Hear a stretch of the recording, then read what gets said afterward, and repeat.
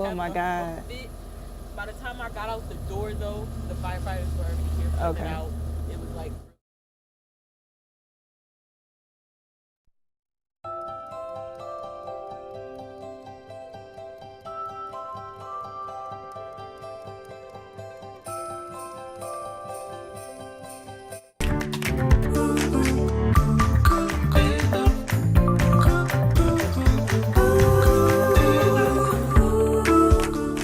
Good morning, and thank you for joining us on After GMS. Thanks for staying with us as we worked out some mic checks that you got to hear on our stream here. I'm Tracy McCain here with Megan Milleras and our Ed Matthews.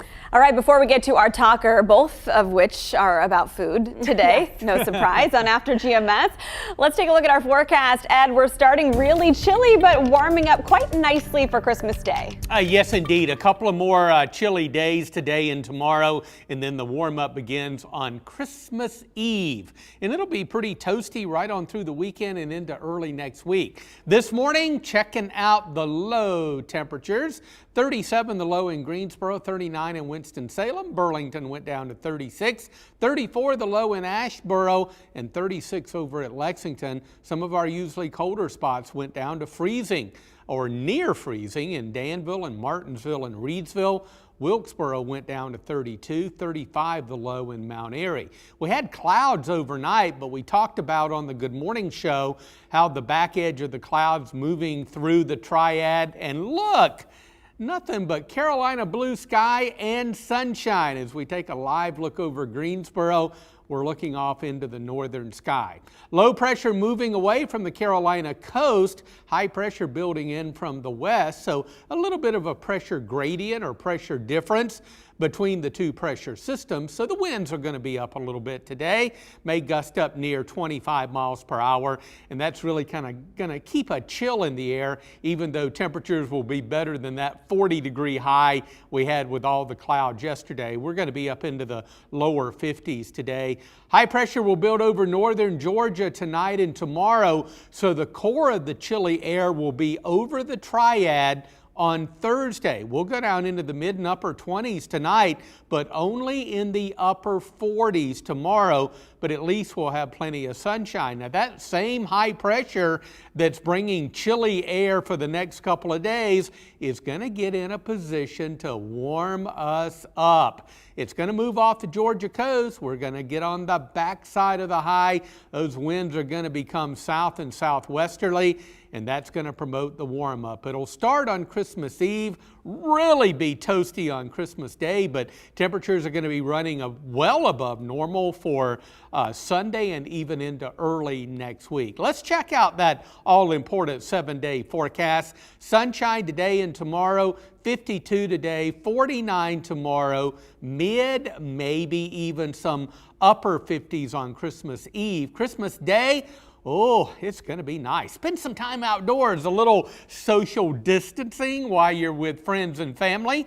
Yeah, temperatures up about 65, partly sunny 63 on Sunday, still mild on Monday and Tuesday, but we build up the clouds and we'll go with a low rain chance for Monday and Tuesday, and then we'll kind of zero in on that as we go through the weekend. But get ready for kind of a spring-like Christmas Day here in the Piedmont. All right, Ed Matthews, it is time to talk about one of our favorite things on After GMS. Do you have an idea what that might be? I think F-O-O-D. That's correct. That's a good guess. All right, so here are some options here. Key lime pie, carrot cake, upside down cake, pound cake. I mean, every type of cake. Every year on Christmas, there is a dessert or two that you have to have on your dessert table.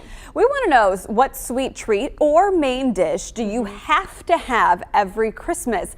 While we give you some time to type up your responses here on our live feed, let's tell you about the issue with cheesecake this year and why it might be missing from your table. This year it's hard to find cream cheese. There's actually a shortage of it due to supply chain problems. Last week, Kraft offered to pay its customers not to eat its Philadelphia cream cheese for dessert. Yeah, you don't hear about that very often, right? Well, the offer has since ended, and apparently people are still having trouble finding the cream cheese. So back to our question, what dessert or main course do you absolutely have to have on Christmas? For me, growing up, it was always my grandmother's spinach and cheese casserole.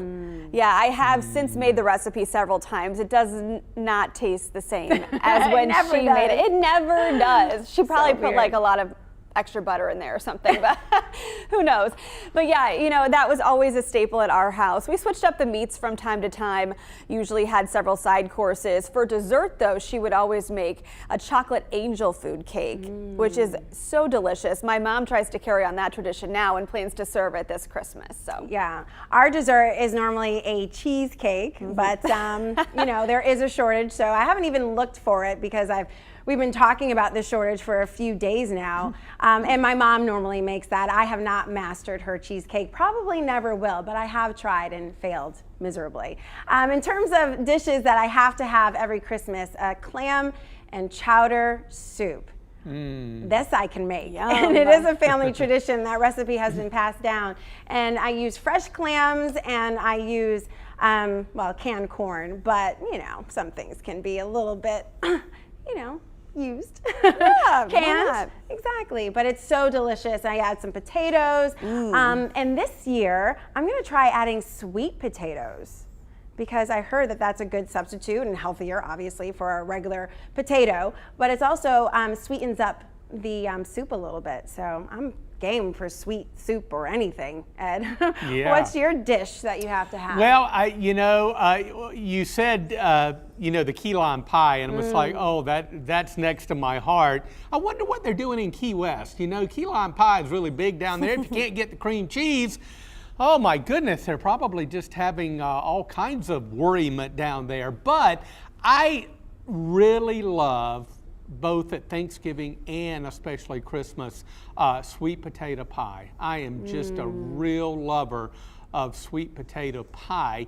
Any kind of dessert is a-okay with me. But on the main course side, my mom always fixes a ham. She bakes a ham. That's really good. I love ham. But my aunt, who is going to be getting together with us, my aunt and uncle, she provides steak. And it's like, man, girl, you go all out. I like that. Yeah. So this year, once again, we're going to be having the ham and some steak there. Not really the kind of combination you would think, but I'm going to eat a lot of both of them. I'm sure. Wow, yeah, I never would have thought of that combination, but you know, whatever you're blessed to have on your table is great. You're appreciative and you're enjoying just the time with family. So it's from steak to lobster, not me. Clams, I can do that. I can afford clams. Yeah, so I was reading a couple surveys this morning. It said the top dish nationwide, like the most common dish on people's tables, is roasted potatoes. And I think that's not what I would have initially thought of, but that makes sense because normally potatoes are a side on most Christmas dinners. But the top food for North Carolina was Christmas dressing or Christmas stuffing, whatever you prefer to call it. So that's an interesting factoid. Is the difference between Thanksgiving dressing and is it a nut maybe? It could be. It just posted a picture of some good looking dressing. Well, that's fine with me. Maybe it has cranberries and like, it probably has something, specific to Christmas. I'll have to read up the specific recipes. But several viewers are saying what they serve on their Christmas dinners. Bobby says ham and mac and cheese. Carol says homemade pork ravioli. That sounds delicious. And we're hearing already for some folks about our next talker about cookies. But Carol says she loves chocolate cake and Italian wedding cake for her Christmas desserts. And we're still getting some more into our feed here, making us all very, very hungry. Oh yes, absolutely. I can't disagree with any of you on what I'll just eat it. This is like the one time of year where you're just like, you just don't count calories. You just enjoy the food, you enjoy the company, and you eat it all up, and then you worry about it later, if you worry about it at all. And usually I don't worry about it at all. Yeah. Exactly. You know, it's a very interesting talking about the various meats you can have, and although I'm a big steak eater and I'm happy that we're having steak, I was talking to my sister earlier about a week or so ago, and she says, well, I think Mama's going to be doing a ham, or she might cook a turkey. And I said, oh no, not a turkey. Please, no turkey. We had turkey for Thanksgiving. We had a gigantic turkey for Thanksgiving. So I had to put my 2 cents in, which ended up to be $2. And I called my mom and I said, so what is it going to be? Is it going to be ham or is it going to be turkey? And she says, I'm fixing a ham. And I said, good, we don't have an argument in the making. And so I said, good for you, Mom. I love that ham. Yeah, I remember Taran Kirksey used to be very adamant about making sure ham was on Christmas and Thanksgiving had turkey. So we can carry that tradition on with you, Ed Matthews. Indeed, I like that. I do too. All right, well, thanks so much for joining us on our first conversation. We do have another one ahead. Let us know about your favorite Christmas cookies and which ones you leave out for Santa. All right, we have to take a couple minutes to get to some headlines and a serious story that developed overnight. 5 family members are out of their home but thankful to be alive after an overnight fire engulfed a townhouse in Myers Point. Incredibly heartbreaking. Their pet dog died in this fire. We've been on top of this story throughout their morning. WFMY News 2's Denise McMiller is live gathering the latest information, and we heard you talking to some neighbors, Denise. Yes, just a few moments ago, I spoke with a neighbor who lived just a few doors down from where this fire happened. She tells me that she woke up frantic and in a panic because she saw the flames taking over this apartment unit and just knew that they would make their way to her home. She says she quickly grabbed her 2 cats, grabbed some important belongings, but by the time she made it out the door, she says that the fire department had thankfully gotten this fire under control. Now, the good news here is that the family of 5 that lived in this apartment unit did make it, or they were not home at the time. So when they came home, they saw their home in flames. Their dog was in the home at the time. Unfortunately, their family pet did not make it. This is some video of the fire earlier this morning. The crews in EMS got the call around 2:30. You can see heavy flames burning not only the family's home, but their memories as well. The apartment is no longer livable, so the family is living with relatives right now, or staying with relatives at the time. And again, neighbors here tell me that they are just happy to know that everyone here is safe and that no one was hurt or injured. The fire department is investigating the cause of this fire right now. We will bring you the latest updates when we do learn more on what caused this blaze, live on air and online. For now, live here in Greensboro, Denise McMiller, WFMY News 2. So glad the family is safe.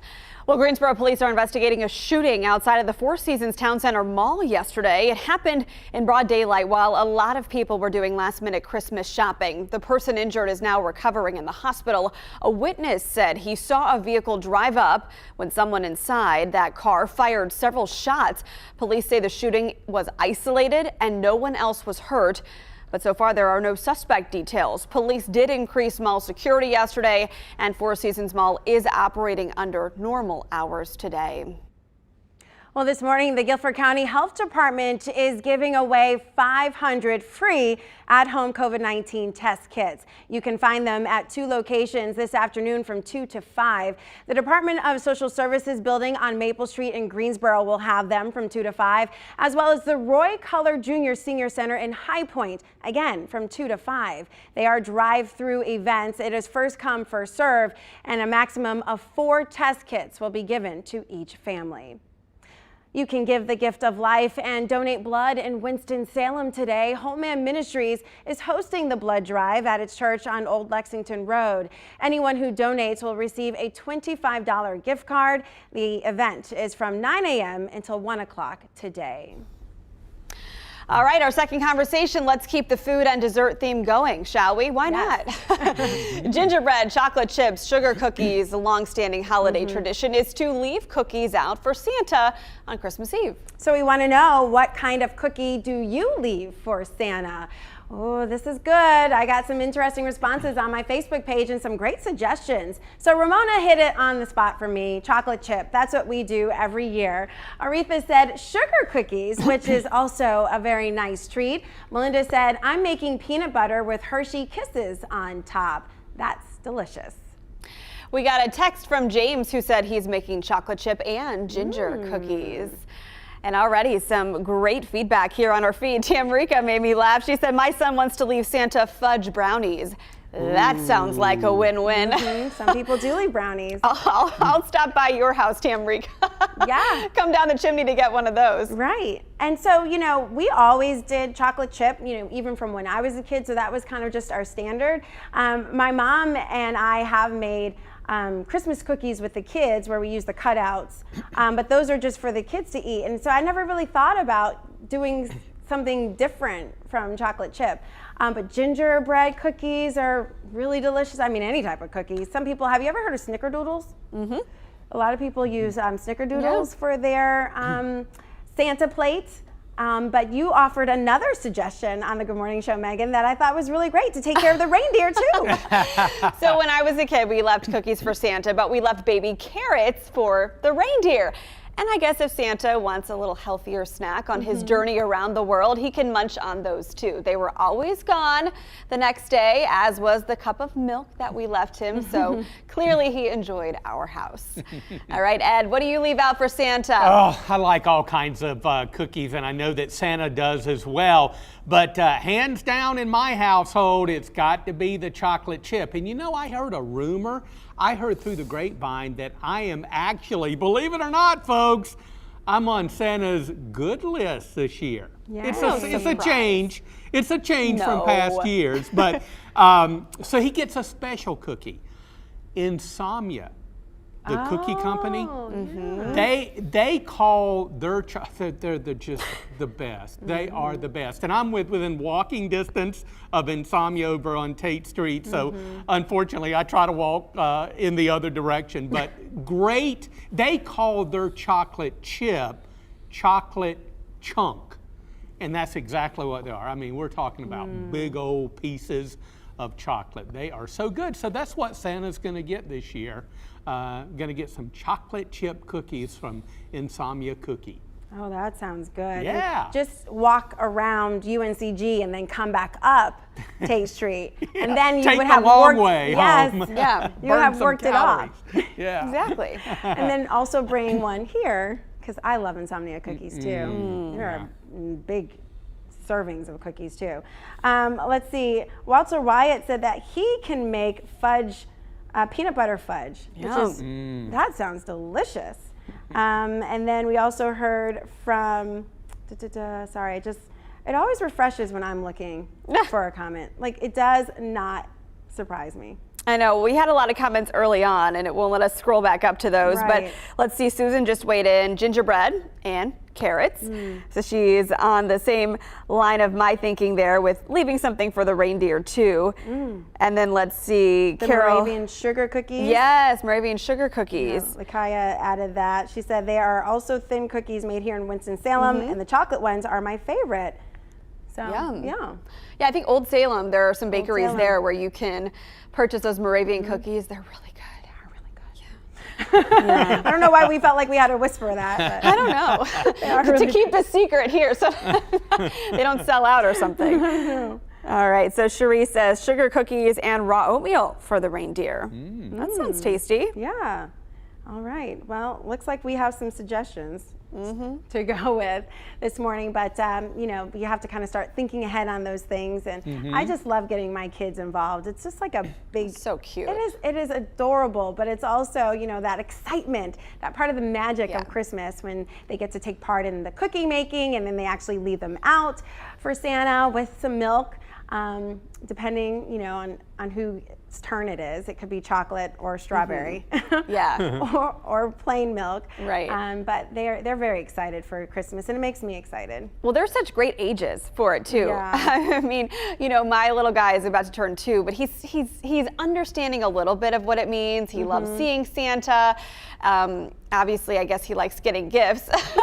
He's found a couple hidden in the closets from Santa, who dropped off some early gifts, I should say. But yeah, in the next few years, I think he'll really start to live that magic that you were talking about, and I'll get to enjoy it from his perspective. Oh, he already is, from that story you said about ho ho ho. Oh yeah. So Yeah.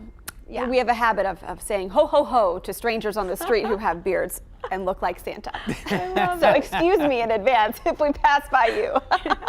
I love it. All right, Ed Matthews, as we take a look at the last few days before Christmas and people are still shopping and trying to get those last minute things done, is the weather going to cooperate? It's going to cooperate. You know, I'd like to please everybody, but those of you who want snow, it's not going to happen. We do have a couple of more cold days, or rather chilly days anyway, today and tomorrow. We'll see plenty of sunshine. We're looking at some low 50s and a little windy today.